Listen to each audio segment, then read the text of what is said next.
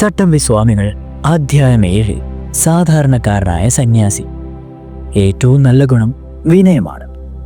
ഭസ്മം തേച്ച വിശാലമായ നെറ്റിത്തടം, ശൗര്യം വഴിഞ്ഞൊഴുകുന്ന പുരികക്കൊടികൾ, കാരുണ്യഭാവം നിറഞ്ഞ കണ്ണുകൾ, സൗമ്യമായ മുഖം, ഇരുവശത്തേക്കും പിന്നോട്ടും നീണ്ടുകിടക്കുന്ന വെൺചാമരം പോലെയുള്ള തലമുടി, നെഞ്ചു മൂടും വിധം നീണ്ടുകിടക്കുന്ന നരച്ച താടി, വിശാലമായ നെഞ്ച്, ഒത്ത ശരീരം, കൈവിരലിൽ ഇരുമ്പ് കൊണ്ടുള്ള ഒരു മോതിരം, ഒരു പഴയ കാലൻകുട, വെള്ളവസ്ത്രം, ഇതൊക്കെയാണ് സ്വാമികളുടെ ഭൗതിക രൂപം. ലളിതമായ ജീവിത ശൈലിയാണ് ചട്ടമ്പി സ്വാമികൾ അനുവർത്തിച്ചിരുന്നത്. ലോകമേ തറവാട് എന്ന സമീപനമാണ് അദ്ദേഹം വെച്ചു പുലർത്തിയിരുന്നത്. ലോകത്തിലുള്ള സകല ജീവജാലങ്ങളും തൻ്റെ കൂടപ്പിറപ്പുകളാണെന്നായിരുന്നു സ്വാമികളുടെ വിശ്വാസം. പക്ഷികൾ സ്വതന്ത്രരായി പറന്നു നടക്കുന്നത് പോലെ ഒരിടത്തു നിന്നും മറ്റൊരിടത്തേക്ക് നിർവിഘാതം സഞ്ചരിക്കുവാനായിരുന്നു സ്വാമികൾക്കിഷ്ടം. സാധാരണയായി കരപ്രമാണിമാരുടെ വീടുകളിലാണ് സ്വാമികൾ പാർത്തിരുന്നത്. ദരിദ്രരുമായി സമ്പർക്കം പുലർത്തുവാനുള്ള വൈമന്യസമായിരുന്നില്ല അതിനുള്ള കാരണം. സാധുക്കളായ ആളുകളെ ബുദ്ധിമുട്ടിക്കേണ്ടതില്ല എന്നായിരുന്നു സ്വാമി കരുതിയത്. സാധുക്കളായ കർഷകരുടെ വീട്ടിലും അദ്ദേഹം താമസിച്ചിരുന്നു. എന്നാൽ തീരപ്രദേശത്തുള്ള വീടുകളിൽ ചെല്ലുമ്പോൾ അവിടെ മത്സ്യമാംസാദികൾ സാമാന്യനെ പാകം ചെയ്തിരുന്നതിനാൽ അവിടെ നിന്നും ഭക്ഷണം കഴിക്കുവാൻ സ്വാമിക്ക് മനസ്സ് വന്നിരുന്നില്ല. അർദ്ധ സഹോദരനായ കൊല്ലൂർ കൃഷ്ണപിള്ള അവരുടെ വീട്ടിൽ നിന്ന് പോലും ഇക്കാരണത്താൽ അദ്ദേഹം ആഹാരം കഴിച്ചിരുന്നില്ല. മദ്യപാനത്തോടും അദ്ദേഹത്തിന് വിരോധമായിരുന്നു. തെങ്കിലെ വെള്ളം ചങ്കിലേ പോനാൽ ചങ്കരനായാലും ചിങ്കിലി പാടുവൻ എന്നാണ് അദ്ദേഹം മദ്യപാന്മാരെ കുറിച്ച് പാടിയത്. മദ്യപാനാസക്തി സമൂഹത്തിന് ദോഷം വരുത്തുമെന്ന് വിശ്വസിച്ചിരുന്ന അദ്ദേഹം എന്നും മദ്യപാന ശീലത്തിനെതിരെ നിലകൊണ്ടു. ചങ്കുവണ്ണൻ എന്നാണ് മദ്യത്തെ അദ്ദേഹം വിശേഷിപ്പിച്ചത്. ലൗകിക സുഖങ്ങളുടെ ശീതള ഛായയിൽ വിശ്രമിക്കുവാൻ അവസരം ലഭിച്ചപ്പോഴെല്ലാം അദ്ദേഹം അതിൽ നിന്ന് ഒഴിഞ്ഞു മാറി. വടശ്ശേരി അമ്മ വീട്ടിൽ വെച്ച് അക്കാലത്തെ കിരീടം വെക്കാത്ത രാജാവെന്നറിയപ്പെടുന്ന ഭരണാധിപൻ ശങ്കരൻ തമ്പി ആ ഒരു തമ്പി നൽകിയ വിരുന്ന് നിരസിച്ചതും ദിവാൻ രാജഗോപാലാചാര്യയുടെ വിരുന്നിനുള്ള ക്ഷണം നിരാകരിച്ചതും പ്രസിദ്ധമാണ്. സുഖസുഭിക്ഷതത്താൽ ആഹ്ലാദമോ ദാരിദ്ര്യം അനുഭവിക്കുമ്പോൾ ഉണ്ടാകുന്ന സങ്കടമോ അദ്ദേഹത്തിനില്ലായിരുന്നു. ബാല്യത്തിൽ പലപ്പോഴും ആഹാരം കഴിക്കുവാനില്ലാതെ ജീവിച്ച സ്വാമികൾക്ക് എത്ര ദിവസം വേണമെങ്കിലും നിരാഹാരം അനുഷ്ഠിക്കുവാൻ വിഷമമില്ലായിരുന്നു. പഴയ മുറത്തിന് ചാണകവും പഴയ വയറിന് ചോറും വല്ലപ്പോഴും ഉണ്ടെങ്കിൽ അടയും എപ്പോഴും വേണമെന്നില്ല എന്ന് അദ്ദേഹം പറയാറുണ്ടായിരുന്നു. വെള്ളം കുറയുമ്പോഴും പെരുകുമ്പോഴും ജലവും ഉപരിതലത്തിൽ കിടക്കുന്ന താമരയില പോലെയായിരുന്നു സ്വാമികളുടെ അവസ്ഥ. എവിടെ ആയിരുന്നാലും ഉറുമ്പ്, പട്ടി, പൂച്ച മുതലായ ജീവികൾക്ക് കൂടി കൊടുക്കാതെ അദ്ദേഹം ആഹാരം കഴിച്ചിരുന്നില്ല. അവ ആ സമയം അദ്ദേഹത്തിൻ്റെ പരിസരങ്ങളിൽ എവിടെയെങ്കിലും ചുറ്റിപ്പറ്റി നടപ്പുന്നുണ്ടായിരിക്കും. താളും തകരയും ചേർത്ത വെറും പുളിങ്കറി മാത്രം മതി അദ്ദേഹത്തിന് വയറു നിറയെ ഊണ് കഴിക്കുവാൻ. ഭക്ഷണ കാര്യത്തിലേതുപോലെ തന്നെയായിരുന്നു കുളിക്കുവാനും വിശ്രമിക്കുവാനുള്ള അദ്ദേഹത്തിൻ്റെ സൗകര്യങ്ങളുടെ ലാളിത്യം. ഇത്തരം കാര്യങ്ങൾ കർക്കശമില്ലായിരുന്നതിനാൽ ശിഷ്യന്മാർക്ക് അദ്ദേഹത്തെ പരിചരിക്കുവാൻ ഒട്ടും വിഷമം തോന്നിയിരുന്നില്ല. ശുദ്ധമായി ശ്വസിക്കുക, തുറന്ന സ്ഥലത്ത് കിടക്കുക എന്നീ ചിട്ടകൾ സ്വാമികൾക്ക് നിർബന്ധമായിരുന്നു. ചിലപ്പോൾ ഒരു കയറുകട്ടിലോ അല്ലെങ്കിൽ വെറും നിലത്തോ മലർന്നു കിടന്നുകൊണ്ട് ബ്രഹ്മധ്യാന നിരതനായ അദ്ദേഹം ഉറക്കത്തിലിരുന്ന് വട്ടം കൂടും. ആ സമയത്ത് ആരെങ്കിലും അങ്ങോട്ട് ചെന്ന് കയറിയാൽ സ്വാമികൾ അറിഞ്ഞെന്നു വരില്ല. പുസ്തകങ്ങൾ വായിക്കുന്ന കാര്യത്തിലും സ്വാമികൾക്ക് പ്രത്യേകതയുണ്ടായിരുന്നു. മലർന്നു കിടന്നുകൊണ്ട് കൈമുട്ടുകൾ വളയാതെ 2 കൈകൊണ്ടും പുസ്തകം നിവർത്തിപ്പിടിച്ച് ഇടവും വലവും ആട്ടുകയും പുസ്തകത്തിൻ്റെ ചലനത്തിനൊപ്പിച്ച് തല ഉരുട്ടുകയും ചെയ്തുകൊണ്ടാണ് സ്വാമികളുടെ വായന. കാഷായ വസ്ത്രമോ സന്യാസികൾ പേറുന്ന മറ്റു ചിഹ്നങ്ങളോ ധരിക്കാത്തതിനാൽ അദ്ദേഹത്തെ കണ്ടാൽ വെറും ഒരു ഗ്രാമീണൻ എന്നല്ലാതെ മറ്റൊരു വിശേഷവും തോന്നുകയില്ല. ചിലരെങ്കിലും പെട്ടെന്ന് അദ്ദേഹത്തെ തിരിച്ചറിയുക ബുദ്ധിമുട്ടായിരിക്കും. സാധാരണക്കാരനുമായുള്ള ഇടപെടലുകളും സംസാര രീതിയും കണ്ടാൽ അദ്ദേഹം വെറും ഒരു നാട്ടിൻ പുറത്തുകാരനാണെന്നേ തോന്നുകയുള്ളൂ.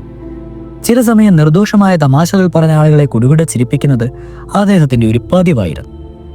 സ്വാമികളുടെ ശിഷ്യനായ കാളിയാങ്കൽ നീലകണ്ഠപിള്ള നർമ്മോക്തികൾ ഉപയോഗിച്ച് പ്രസംഗിച്ചിരുന്ന ആളായിരുന്നു.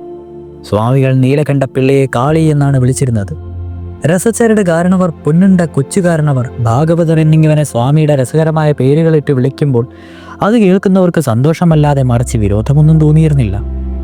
സാഹോദര്യവും സമത്വവും ദീക്ഷിച്ചിരുന്ന സ്വാമികൾ ഗുണവും കർമ്മബോധവും അനുസരിച്ച് മാത്രമേ ജാതിയെ കണ്ടിരുന്നുള്ളൂ. ജനനം മാനദണ്ഡമാക്കി ജാതി നിർണയിക്കുന്നതിനെ സ്വാമികൾ എതിർക്കുന്നു.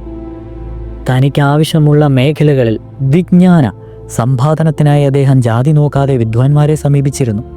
മുസ്ലിങ്ങളും ചാനന്മാരും അടക്കമുള്ള പണ്ഡിതന്മാരെ സമീപിച്ച് അവരിൽ നിന്ന് തനിക്ക് ആവശ്യമുള്ള വിവരങ്ങൾ ചോദിച്ച് മനസ്സിലാക്കുകയും അവർക്കൊപ്പം താമസിക്കുകയും അദ്ദേഹം ചെയ്തിരുന്നു.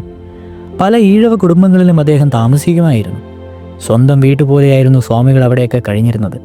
കല്ലുവീട്, പെരുന്നെല്ലി മുതലായ ഈഴവ ഭവനങ്ങളിൽ സ്വാമികൾക്ക് എല്ലാ സ്വാതന്ത്ര്യവും ലഭിച്ചിരുന്നു. ഒരിക്കൽ പെരുന്നെല്ലി വീട്ടിൽ ചെന്നപ്പോൾ അവിടെയുള്ള സ്ത്രീകൾ നെല്ലുകുത്തുകയായിരുന്നു. അവരിൽ നിന്ന് ഉലക്കകൾ വാങ്ങി ഒരേ സമയം ഒന്നിലധികം ഉരലുകൾ നെല്ലുകുത്തി സ്വാമികൾ അവരെ സഹായിച്ചു. ഒന്നിലധികം ഉലക്കകൾ ഒരേ സമയം മുകളിലേക്ക് ഉയർന്ന് താഴ്ന്ന കാഴ്ച അത്ഭുതകരമായിരുന്നു അത്രേ.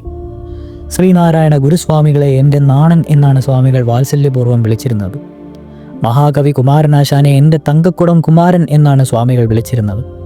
ആ വാക്കുകളിൽ ഇടങ്ങിയ ഊഷ്മളത അവരോടൊക്കെ സ്വാമികളുടെ ഉള്ളിലുണ്ടായിരുന്ന സ്നേഹവാത്സല്യങ്ങളുടെ പ്രവാഹത്തിൽ അധിഷ്ഠിതമായിരുന്നു. ലോകം ആരാധനയോടെ കണ്ടിരുന്ന മഹാന്മാരെല്ലാം കുട്ടികളോട് അതീവ വാത്സല്യമുള്ളവരായിരുന്നുവെന്ന് അവരുടെ ജീവിതകഥകൾ വിശദീകരിക്കുന്നവരിലുണ്ട്. ഇവിടെ ചട്ടമ്പി സ്വാമികൾ കുട്ടികളുടെ ഒരു ലോകം തന്നെ തനിക്ക് ചുറ്റും സൃഷ്ടിച്ച് കുട്ടികളെ ആഹ്ലാദത്തിൽ ആറാടിച്ച് അവരുമായി സല്ലപിക്കുന്നത് കാണുമ്പോൾ സ്വാമികളുടെ സവിശേഷമായ നിഷ്കളങ്കത പുറത്തേക്കൊഴുകും. അത് കാണുന്നവർക്ക് മഹാപണ്ഡിതനും ജ്ഞാനിയുമായ ഈ ബ്രഹ്മചാരിക്ക് എങ്ങനെ ഇത്രയ്ക്ക് നിഷ്കളങ്കനാകുവാൻ കഴിയുന്നു എന്നാലോചിച്ച് അത്ഭുതപ്പെടേണ്ടി വരും. വാശിക്കാരനും പേടിത്തൊണ്ടന്മാരുമായ കുട്ടികൾ സ്വാമികളെ കണ്ടാൽ അദ്ദേഹത്തിനടുത്തേക്ക് ഓടിയെടുക്കും. അദ്ദേഹത്തിന്റെ കരളടനം ഏൽക്കുന്നതോടെ വാശിയും ദുശീലങ്ങളും വാങ്ങി കുട്ടികൾ ഉന്മേഷവന്മാരും ആഹ്ലാദഭരിതന്മാരുമായി തീരും. കുട്ടികളുമായുള്ള കളികളിൽ അവരുടെ ബുദ്ധിക്ക് ഉന്മേഷം നൽകുന്ന വിനോദങ്ങളും കായികമായ ഊർജ്ജം നൽകുന്ന കളികളും സ്വാമികൾ ആവിഷ്കരിക്കാറുണ്ട്.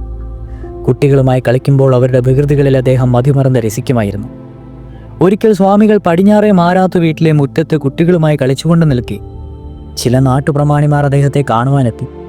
എന്നാൽ കുട്ടികളുമായുള്ള സ്വാമികളുടെ കളി കഴിഞ്ഞതുവരെ അവർക്ക് കാത്തു നിൽക്കേണ്ടതായി വന്നു. കുട്ടികളുമായി കളിക്കുന്നതിനിടയ്ക്ക് ഇടയ്ക്ക് വെച്ച് കളി നിർത്തിയാൽ അവർക്ക് മനോവേദന ഉണ്ടാകുമെന്ന് സ്വാമികൾക്കറിയാമായിരുന്നു. പിഞ്ചു മനസ്സ് വേദനിച്ചാൽ അത് തനിക്ക് മനോവിഷമം ഉണ്ടാകുമെന്ന് സ്വാമികൾ തന്നെ കാത്തുനിന്ന നാട്ടുപ്രമാണിമാരോട് പറഞ്ഞപ്പോൾ അവർ സ്വാമികളുടെ മഹാമനസ്കതയെ വാഴ്ത്തി. കുട്ടികളോടുള്ള അതേ വാത്സല്യം തന്നെയാണ് അദ്ദേഹം സ്ത്രീകളോടും പ്രകടിപ്പിച്ചത്. സ്വാമികൾ സന്ദർശിക്കാറുണ്ടായിരുന്ന വീടുകളിലെ സ്ത്രീകൾ അദ്ദേഹത്തെ ഹൃദയപൂർവ്വം ആരാധിക്കാറുണ്ടായിരുന്നു. തന്നോടൊപ്പമുള്ളവർക്ക് തനിക്ക് ലഭിക്കുന്ന പരിഗണന തന്നെ ലഭിക്കണമെന്ന് സ്വാമിക്ക് നിർബന്ധമുണ്ടായിരുന്നു. വാക്കിൽ മാത്രമല്ല പ്രവൃത്തിയിലും അത് അദ്ദേഹം നടപ്പാക്കി. തന്നോടൊപ്പമുള്ളവരെ താഴ്ത്തിക്കെട്ട വിധം ആരെങ്കിലും പെരുമാറിയാൽ അദ്ദേഹം പ്രതിഷേധിക്കുമായിരുന്നു. ഒരിക്കൽ സ്വാമികൾ വടക്കേക്കരയെ എടത്തിൽ വീട്ടിൽ താമസിക്കുന്ന നേരം പറവൂർ മജിസ്ട്രേറ്റും സ്വാമികളുടെ ശിഷ്യനുമായ ആണ്ടിപ്പിള്ള സ്വാമികളെ അദ്ദേഹത്തിന്റെ വസതിയിലേക്ക് ക്ഷണിച്ചുകൊണ്ട് ഒരു സേവകനെ പറഞ്ഞയച്ചു. അന്ന് സ്വാമികളുടെ സഹായിയായിരുന്ന ചേലവീട്ടിൽ പരമേശ്വരൻ നായർ സ്വാമികൾ അദ്ദേഹത്തെയും കൂട്ടി ശ്രീ ആണ്ടിപ്പിള്ളയുടെ വീട്ടിലെത്തി. ആണ്ടിപ്പിള്ളയും ഭാര്യയും ചേർന്ന് സ്വാമികളെ സ്വീകരിച്ച് അകത്തേക്ക് കൂട്ടിക്കൊണ്ടുപോയി. പരമേശ്വരൻ നായർ പുറത്തു വരാന്തയിൽ നിന്നു. അപ്പോൾ സ്വാമികൾ അദ്ദേഹത്തോട് സ്വാമികൾക്കൊപ്പം ചെന്നിരിക്കുവാൻ പറഞ്ഞു. പരമേശ്വരൻ നായർ അതിനെ വിസമ്മതിച്ചപ്പോൾ എന്താ ഇരിക്കാത്തത്, മജിസ്ട്രേറ്റിനെ ഭയന്നിട്ടാണോ? എൻ്റെ കൂടെ വരുമ്പോൾ ഭയം വേണ്ട എന്ന് സ്വാമികൾ പറഞ്ഞു. പരമേശ്വരൻ നായരോട് നിർബന്ധനപൂർവ്വം അകത്തേക്ക് കയറി തനിക്കൊപ്പം ഇരിക്കുവാൻ സ്വാമികൾ നിർദ്ദേശിച്ചു. ഉച്ചയായപ്പോൾ ഉണ്ണുവാൻ ഇലയിട്ടു. പരമേശ്വരൻ നായർക്കുള്ള ഇല പുറത്താണിട്ടത്. സ്വാമികൾക്ക് അത് ഇഷ്ടപ്പെട്ടില്ല. താൻ പരമേശ്വരൻ നായർക്കൊപ്പം പുറത്തിരുന്ന് ഊണ് കഴിച്ചു കൊള്ളാമെന്ന് പറഞ്ഞുകൊണ്ട് തനിക്കുണ്ടുവാനായി അകത്തിട്ടിരുന്ന ഇലയെടുത്ത് സ്വാമികൾ പുറത്തേക്കിറങ്ങി. അതിലെ അനൗചിത്യം മനസ്സിലാക്കിയ മജിസ്ട്രേറ്റ് സ്വാമികളുടെ സേവകനെയും അകത്തേക്ക് വിളിച്ചു വരുത്തി. അങ്ങനെ 3 പേരും ഒന്നിച്ചിരുന്ന് ഭക്ഷണം കഴിച്ചു. അറിവില്ലാത്തവർക്ക് വെളിവുണ്ടാക്കുവാനുള്ള സ്വാമികളുടെ കഴിവ് പ്രസിദ്ധമാണ്. ഒരിക്കൽ ഒരാൾ ചെമ്പ് എങ്ങനെ സ്വർണമാക്കി മാറ്റാമെന്ന് അറിയുവാനായി സ്വാമിയുടെ സേവകനായി നടിച്ചു. ഒരു ദിവസം സ്വാമിയും ആ സഹായിയും അരക്കൂറ്റി എന്ന സ്ഥലത്തെ കടവിലെത്തി. ഒരു കൊതുമ്പ് വെള്ളത്തിൽ കയറിയാണ് അവർ കായൽ കടക്കുവാൻ ഒരുങ്ങിയത്. കുറച്ചങ്ങ് ചെന്നപ്പോഴാണ് കാറും കോടും മൂലം കായൽ ശോഭിച്ചത്.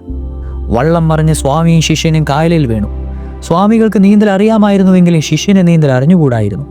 വെള്ളം കുടിച്ച് അവശനായി തീർന്ന ശിഷ്യൻ ഉടൻ തന്നെ ചെമ്പ് സ്വർണമാക്കുന്നതിനുള്ള രാസപ്രക്രിയയെക്കുറിച്ച് പറഞ്ഞു കൊടുക്കാമെന്ന് സ്വാമി പറഞ്ഞു. തനിക്ക് എങ്ങനെയെങ്കിലും കരയ്ക്കെത്തിയാൽ മതി എന്നായിരുന്നു സഹായിയുടെ മറുപടി. അവസാനം അയാളെയും താങ്ങി സ്വാമി കരയിലെത്തി. പിന്നീട് അയാൾ സ്വാമിയോട് ചെമ്പ് സ്വർണമാക്കുന്നതിനെക്കുറിച്ച് ഒരിക്കലും ഉപദേശന്മാരാഞ്ഞിട്ടില്ല.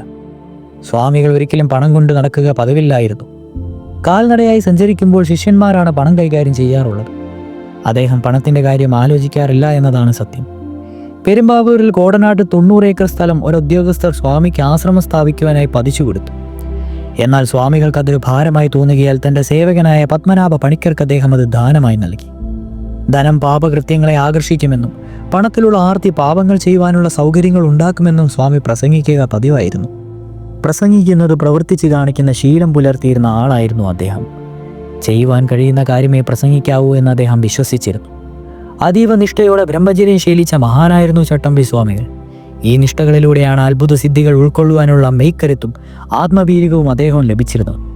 കൗമാരകാലം മുതൽക്കേ ഭോഗവാസനയെ പൂർണ്ണമായും അകറ്റി. അതങ്ങനെ അകറ്റി നിർത്തുക മൂലം തൻ്റെ ബുദ്ധിയും ശരീരവും ഒട്ടും ഒകട്ട് പോവാതെ സൂക്ഷിക്കുവാൻ സാധിച്ചതോടൊപ്പം പരിശുദ്ധമായ ഒരു ജീവിത രീതി സ്വായത്തമാക്കുകയും സ്വാമികൾക്ക് സാധിച്ചു. ഇതോടുകൂടി അധ്യായം 7 അവസാനിച്ചിരിക്കുന്നത്. അടുത്തത് അധ്യായം 8 ചട്ടമ്പി സ്വാമികളുടെ ശിഷ്യന്മാരും അനുയായികളും തുടരും.